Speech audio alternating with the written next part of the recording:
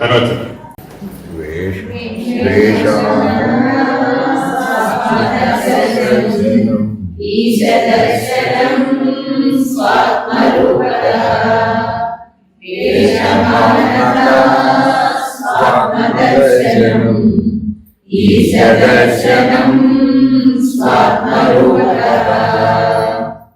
ఉపాధులను తొలగించినట్లు జీవుడు ఈశతత్వమును దర్శిస్తాడు. ఆ విధంగా ఆత్మసాక్షాత్కారము జరుగుతుంది. ఇందాక మనం ఆత్మసాక్షాత్కారం ఎక్కడ చెప్తాం? మానసంతు కిం అన్న దగ్గరే ఆత్మసాక్షాత్కారం గురించి చెప్పేశాం. కానీ ఇప్పుడు ఆత్మసాక్షాత్కారం అంటే ఏమని చెప్తున్నాడు? ఎక్కడ చెప్తున్నాడండి? విశ్వాధార స్థితి ఎందు నీకు దర్శనం కలిగితే దానిని ఆత్మసాక్షాత్కార జ్ఞానం అంటారు. ఏ ఆత్మ? ఇప్పటి వరకు చాలా ఆత్మలు చెప్పాము మనం. దేహాత్మ అయిపోయింది, అంతరాత్మ అయిపోయింది, పరమాత్మ అయిపోయింది, పూర్ణాత్మ అయినటువంటి పరమాత్మ అయిపోయింది, అంశాత్మ అయినటువంటి అంతరాత్మ అయిపోయింది. ఇప్పుడు ఎక్కడికి వచ్చేసాం? కేవలాత్మ, విశ్వాధార స్థితి ఎందున్నటువంటి ఆత్మదర్శనం, కేవలాత్మ దర్శనం అంటారు. ఈ కేవలాత్మ సాక్షాత్కార జ్ఞానం పొందినటువంటి వాడికి బ్రహ్మాండము ఒక ఉపాధి, పిండాండము కూడా ఒక ఉపాధి. రెండు ఉపాధులు ఉన్నాయి. ఏమిటది? బ్రహ్మాండం అనే ఉపాధి, పిండాండం అనే ఉపాధి. వాస్తవానికి పిండాండం అంటే ఈ శరీరం కాదు. ఇక్కడ చెప్పే పిండాండం అంటే ఈ శరీరం కాదు. ఒక సౌర కుటుంబం, ఇందాక మీరు బ్రహ్మాండం అన్నారే, ఆ బ్రహ్మాండమే పిండాండం. కేవలాత్మ దర్శనంలో ఆ బ్రహ్మాండమే పిండాండం. సూర్యుడే జీవుడు, సూర్యుడే జీవుడు.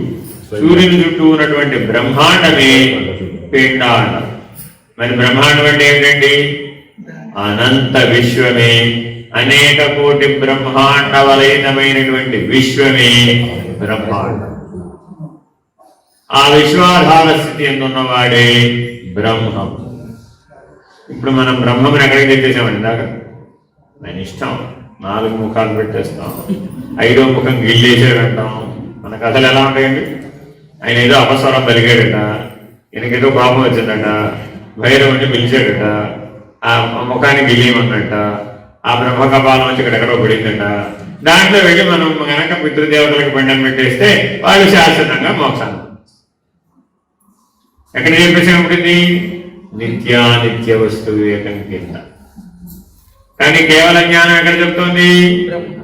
దృశ్య వివేకం అవతల కేవలాత్మ దర్శనం దగ్గర చెప్తుంది. మరి ఇప్పుడు బ్రహ్మాన్ని నహినిందా న్యాయం అని ఇందాకే చెప్పారు. ఎప్పుడు కూడా దేని కూడా తక్కువ, సమిష్టిలో దేని తక్కువ చేయకూడదండి. ఎష్టిలోనే చేయకూడదంటే సమిష్టిలోనే తక్కువ చేస్తే ఎట్లాగా? దేవతల మధ్యలో చేస్తే ఎట్లాగా?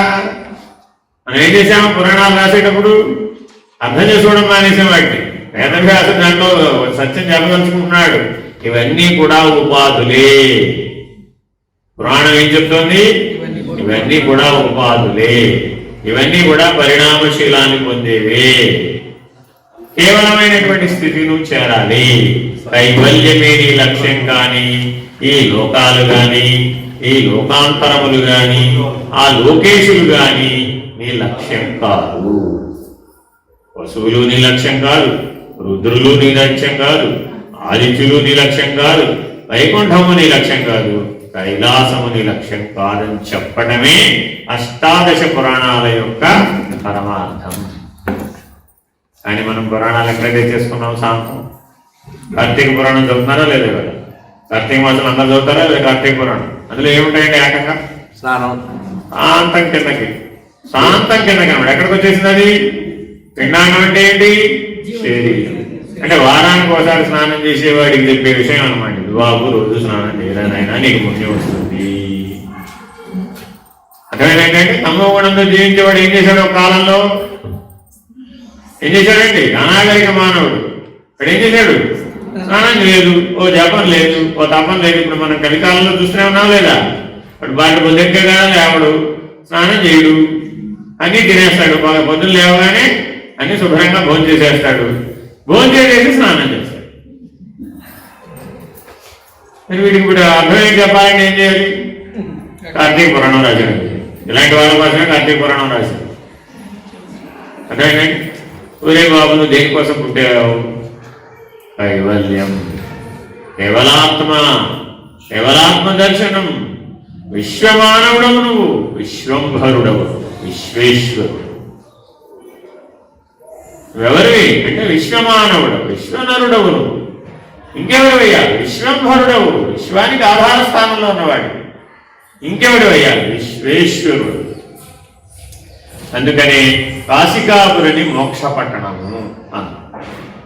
అక్కడికి వెళ్ళిన వాళ్ళందరికీ ఏ వివేకం కలగాలి? ఇప్పుడు దృగ్దృశ్య వివేకంతో కేవలాత్మ దర్శనం కలిగితే నీకు ఆ మోక్షం అంటే ఏమిటో అర్థం. మోక్షం అంటే ఏమిటో అర్థమయ్యేటు చేసేటటువంటి క్షేత్రాలు మనకి ఎన్నున్నాయండి? సప్తైతే మోక్షదాయిక కాశీ, కాంచీపురి, ద్వారవతి చైవ అవంతి. ఉన్నాయా లేవా? ఇవేమిటవి? మోక్ష పట్టణాలు. అంటే అక్కడికి వెళ్తే ఏం జరిగింది? ఇప్పుడు ఈ కేవలాత్మ దర్శనానికి సంబంధించిన రహస్యం ఉంది అక్కడ. కాశికాపురిలో శింశుమారక చక్రాన్ని చెక్కి పెట్టారు ఒక చోట. అది ఆ కేవలాత్మ దర్శనం అనే లక్షణాన్ని అందులో ప్రతిబింబింపజేశారు. ఆ చక్రం అక్కడ భారతదేశంలో అక్కడ తప్ప ఇంకెక్కడా లేదు, కేవలం కాశికాపురిలోనే ఉంది. సరే, ఎవరైనా కాశీ వెళ్ళిన వాళ్ళంటే ఎక్కడ ఉందో వెతికి జాగ్రత్తగా చూడండి. దాని లక్షణాల వివరాలు దేవి భాగవతంలో ఉన్నాయి, అచల సిద్ధాంతంలో ఉన్నాయి మళ్ళా. కాబట్టి పరబ్రహ్మ నిర్ణయాన్ని మనం చేయాలి అంటే ఏ వివేకంతో చేయగలుగుతాం? దృగ్దృశ్య వివేకంతోనే చేయగలుగుతాం. ఏ దర్శనంతో చేయగలుగుతాం? కేవల ఆత్మ దర్శనంతో చేయగలుగుతాం. ఇక్కడ కూడా ఆత్మ సాక్షాత్కార జ్ఞానం అని అంటున్నాడు మళ్ళా.